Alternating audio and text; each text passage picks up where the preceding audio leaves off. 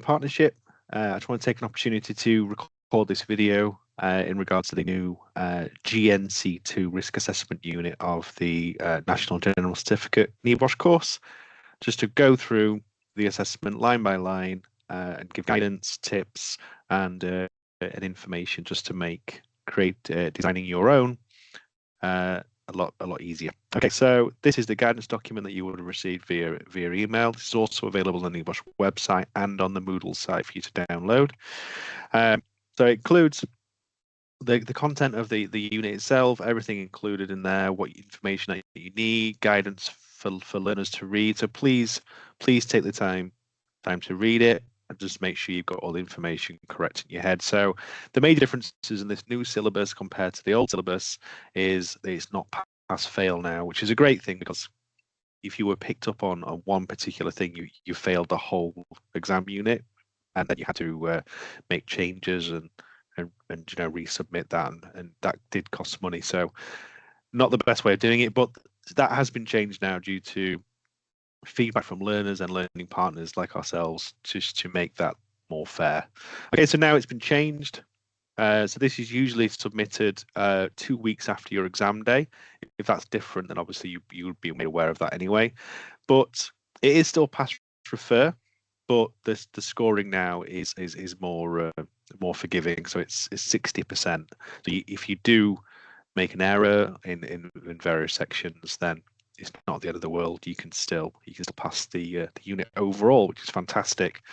Okay, so what I'll do now is I'll go through the different parts of the course, parts of the risk assessment from this course, and you can just enable you to do the same. Okay, so the guidance does break down the risk assessment. It's got marking guides in here. It tells you what you should be including in there, and there's also a sample version here which I've created, what I'll be using to go through the guidance. Okay, so first things first, we need to have a look at what we're going to risk assess. My recommendation would be, don't go too big. Keep it nice and simple. Keep your hazards a little bit lower. Don't be talking about things that are too high risk, because that makes it more difficult. This is not a real risk assessment. It's an exam. So it doesn't matter if some information is not quite true. You can make things up, as long as what you want to do about it, line by line, makes sense in terms of what controls you want to put in place, what changes you want to make. So don't feel too badly about it. There's no integrity issues, what I'm trying to say. It is an exam. Okay, so yeah, you can put the name of the organization in there. So here we've got a fictional office. I've gone for an office environment. Try and keep it quite a small environment. So if it's a building with 17 floors, don't try and do the whole building. Maybe just choose one floor, and then maybe the car park or something like that. If it's a huge site with multiple buildings on it, multiple offices, multiple anything, try not to and do too much, because that just makes it more complex and more difficult and open to scrutiny as well. So try and keep it simple. So here I chose just a fictional office. Brief description of the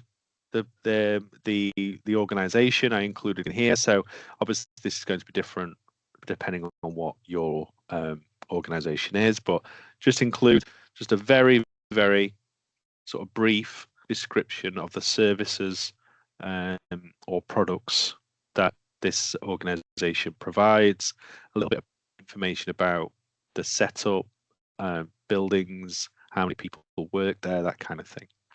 Okay, number of workers. This does have to be broken down into different roles, so you do have to include everyone. So you'll see here I've got senior leaders, managers, general staff, IT support, and cleaners. Obviously, depending on what the organization is that could be vastly different. As long as you just detail that here, that would be absolutely fine. Okay, and then description of the area. Okay, so this is basically everything you're going to mention from this point on throughout your risk assessment needs to coincide with what you put in here, just to give the marker context. So it needs to include the size. So in this case, it's an office. I've included the general size of it. It's got a reception area. How do you get in and out? Main office, a reception. There's a boardroom. There's 20 desks, toilets, emergency exits, kitchens, how that works, how things are stored, what fire extinguishers are there. There's a car park. Just break it down just so the marker understands the general layout of the area that you're risk assessing. Just give a description. As you say, it's not War and Peace. It's not 500 words or anything like that. It's just a really good description of what's in that area. Another mention on word counts. Since I've just mentioned it, it does mention word counts here. They're not word limits. If you go over, it's not a problem. If you go under, it's not a problem either. It's just to give you a general idea of the level of detail that you're going for. But it's not something you should stick to, because if you do go over, NEBOSH don't really care. Okay. So how was risk assessment carried out? So how did you do it? So if we go back to our form here, this is quite a detailed form. It's worth 2 marks, and it gives you some really good examples here as well. So this is so you can determine how you did the risk assessment. So here in this sample, I did an inspection, observed daily tasks, had conversations with all levels of staff, got their opinion on different hazards, how they're currently controlled, are they suitable? Then that's all well and good, but also what information did you look at? Because you could take people and they just say, yeah, it's not a problem, but then you look in the the risk assessments, they could be out of date, they're not really suitable. The near miss report is a mile long because people have been doing dangerous tasks without really realizing it. Accident reports, there could be numerous accidents in there that haven't been investigated properly, and the issue hasn't been resolved. There's loads of different things you can see from looking at documents than you can just from speaking to people and looking around an area. So that should be included as well. So I've given it some examples here: health and safety policy, management systems, near miss reports, previous risk assessments, accident history, accident investigations, fire safety records. You could even include things like sickness records and all sorts of stuff as well. So it just shows to the marker that you've understood the scope of the risk assessment and you've looked at multiple sources of information. Okay, how are the hazards identified? I think I've covered most of that in this previous section. So I'll say using the information from people I've spoken to and documents I've looked at, I've identified key hazards in the office and how they are currently controlled. You could expand on that further. So if we look here,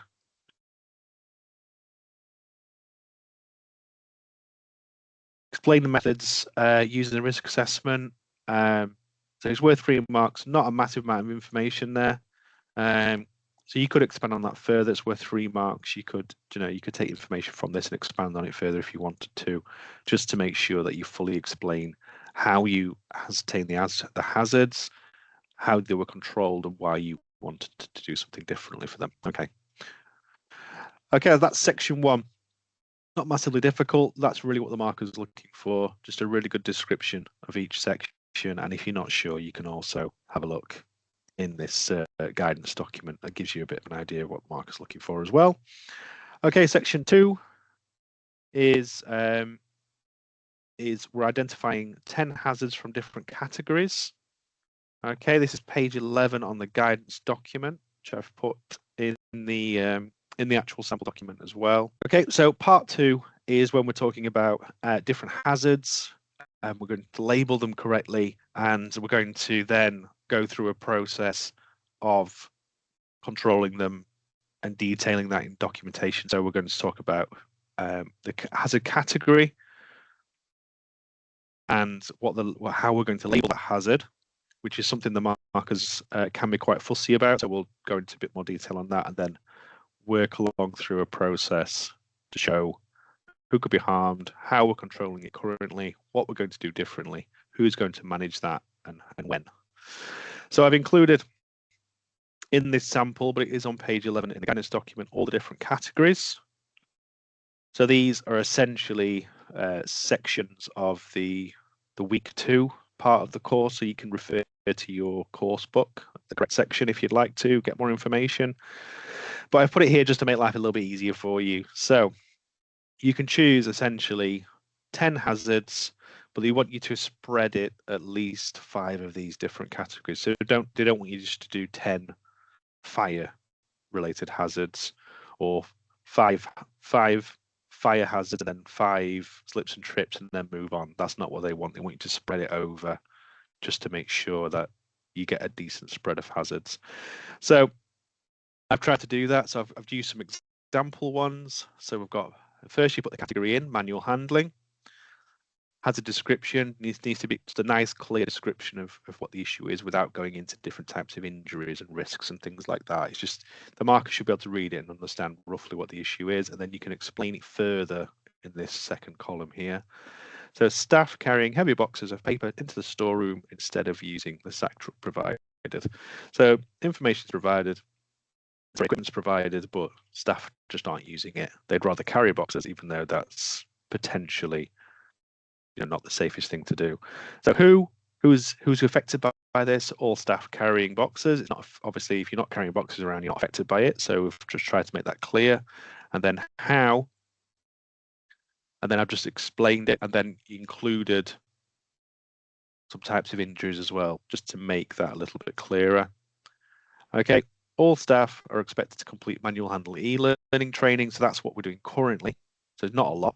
Every staff are expected to do some e-learning every year, or if they start at the company. What we want to do more to try and enforce that behaviour is line managers are going to ensure via email and in team meetings. So we're using 2 different communication methods that they're going to start using the sack truck provided rather than carrying boxes. So the line manager is responsible for that, and then the timescales now. If we have a look into our box here, it does make it clear here on page 14 that the actions now, you weren't even allowed to use the word immediate in the last syllabus, but now we're going to use it exclusively. So if it's done within an hours or a few days, we're going to use the word immediate. If it's a few weeks to a few months, we're going to use medium. And if it's several months to a year, we're going to use long term. Okay, so they're the time scales that you need to use now. Before you could put anything you wanted in there, a week, a month, anything down to a day. But now you can use these 3 just to make it a little bit easier. Okay, so that can be done almost within a day or 2. So we're going to call that immediate. And all team leaders to check this as part of their daily duty. So it's a new process we're putting in. That team leaders are just, they're just going to keep an eye out. They're just going to check that as part of their daily. So it's a monitoring step, and that can be introduced immediately as well. Okay, and that's all we're going to do about that because it's a behavioural issue. We're just going to remind staff to use the information provided, and then we're going to monitor that. Okay, so that could, you could do more than that if you wanted to. If you felt it was appropriate, you could have several different actions in here, different owners and different time scales. That's really up to you. Okay, next one. I'm not going to go through each one, but just to give you an idea, I'll go through a couple, then it'll give you an idea of what the step is, and you can review it yourself looking at the sample. So next one is trips and slips. Staff treading wires across the walkways for fans and portable heaters. Okay, so who's affected by that? Well, everyone really. So all staff, visitors, contractors, so people coming into the office. So staff treading wires due to lack of sockets. So we've got, it's not just a behavioural issue. They're doing it for a reason. We're looking at the root cause of why they're doing that. Wires are trailing across busy walkways. So potential is a frequent issue there where people are constantly going on these walkways. They're busy, so multiple people could possibly be injured, and then we've included some different types of injuries that could occur, and also we've considered vulnerable peoples as well. Okay, so we've mentioned what we're currently doing in this. This is mentioned in the e-learning module that we've mentioned earlier. So what we're going to do about it. So the immediate thing we're going to do is we're going to, all staff can be reminded by email and in a team meeting to clear the walkway. This is by line managers, an immediate thing that we're going to do. And then we're going to have a bit of a monitoring step where line managers are just going to keep an eye on that. And then we're going to tackle the root cause as well. So all desks are hot desks. Some parts of the office are warmer than others. So all staff should be able to move around into warmer or colder parts of the office, and then hopefully they wouldn't need those portable heaters and fans. So we're going to look at introducing that, and also as a medium term issue, so which could take a week or a couple of weeks, is IT going to check where we can install new sockets to avoid people having to do that. And then we're just explaining how that works internally. So they're going to raise an internal PO and then contact a qualified electrician to come and do the work. And that the IT manager is going to take care of that, and that should be done relatively quickly, but not immediately because it might take a week or two to do that. And they would come in, put the new sockets in, and that should resolve that problem. And this part here would make people more comfortable. So looking at hierarchy of control, looking at what we can do, and we're just detailing that and then assigning an owner and then putting reasonable timescales in. So I've looked at 2 of those now. The rest you can look at yourself, but that's the pattern of what we're doing, just to satisfy the marker with what they need. So yep, have a look at those at your own time. That's absolutely fine. And then section 3. In the previous syllabus, we had to choose 3 different hazards to talk about and to justify. In the new syllabus, it's just 1, but there's just more information that they want from you. So what we do here, we're going to choose one of the hazards to manage. Okay, so first of all, we're going to look. It says in the guidance document here, the hazard must be detailed in section 2.2 of your risk assessment. No marks will be awarded for the entirety of section 3 if a new hazard is introduced, assuming the key hazard is missing from the risk assessment. So what that means is we're going to go into here, and it's one of the electricity ones. So it's here actually. So a toaster, the damaged power cable. And the first thing we're going to do is we're going to remove that damaged item because we don't want anyone to get electrocuted. So that's, as you imagine, someone being electrocuted, the severity of that injury could be significantly higher than someone just falling over. So that's why it's been chosen as a prioritized one. So we've put the action in there. Okay, legal reasons for prioritizing this hazard. A clear legal reason for removing the toaster, and I've included some in there about the electricity at work regulations, and then some information about being exposed to different electricity shocks, burns, that kind of thing. Okay, the moral reasons for prioritizing this hazard. A strong moral reason for removing the toaster. We've talked to why we'd want to do that. Obviously, we don't want anyone to be electrocuted, especially if they're a vulnerable person. So we've just gone into a bit of detail there about why we'd want to do that. Financial reasons. So here we were talking about we don't want to incur costs from claims, legal expenses, insurance premiums. So the first part of your NG1 book, or GNC1 now, would talk about moral, legal, and financial, and these are what they're looking for here. So you just expand on that and explain for this hazard what you would be talking about. Okay, the general reasons for prioritizing this hazard, and then I've explained that what the general reason for why we want to do that over the other ones, and how would the further actions help reduce the associated risks. So I've explained, because there's multiple different things that we want to do about it, for like pack testing and all that sort of stuff. So if we go to part 2, it says here there's 3 different actions for this hazard. And what we're going to do here is just explain how all those actions together can reduce the risk as much as possible. Okay, and the next section is we're going to look at the last section, which is part 4.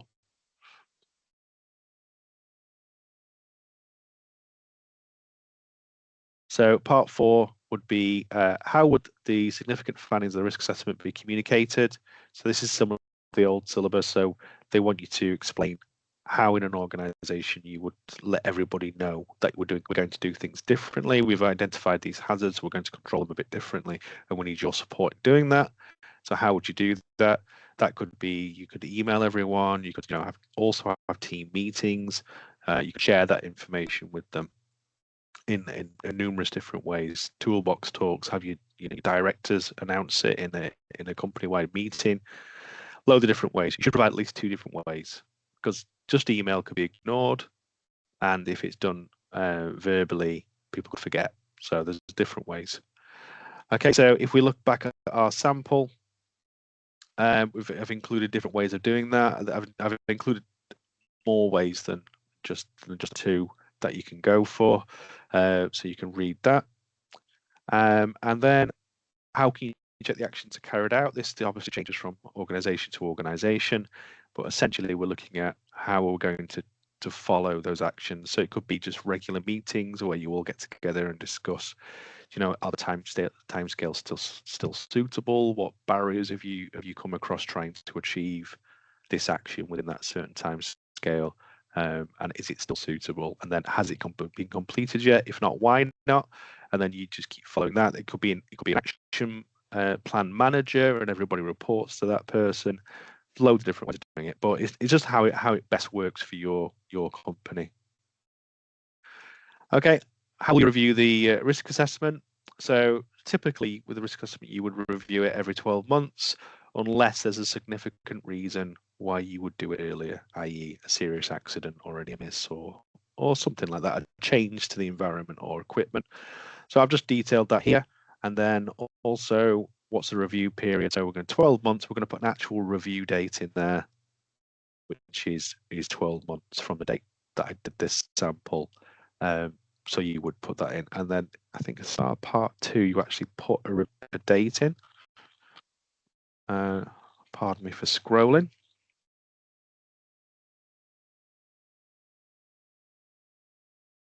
Yes, here you put a date of the assessment in. So the review date should be 12 months on from that date. Okay, so if you're sitting this at any point, you need to make sure that you change that to be relevant to the new date. Okay, so that's it. So that's how you would go through section by section. Again, you can look at this guidance document here just to make sure that you've got the correct information and that you're doing it right. But if not, you can watch this video. Okay, so thank you very much for your time. Contact us at Premier Partnership if you've got any issues. We're always happy to help. Okay, thank you.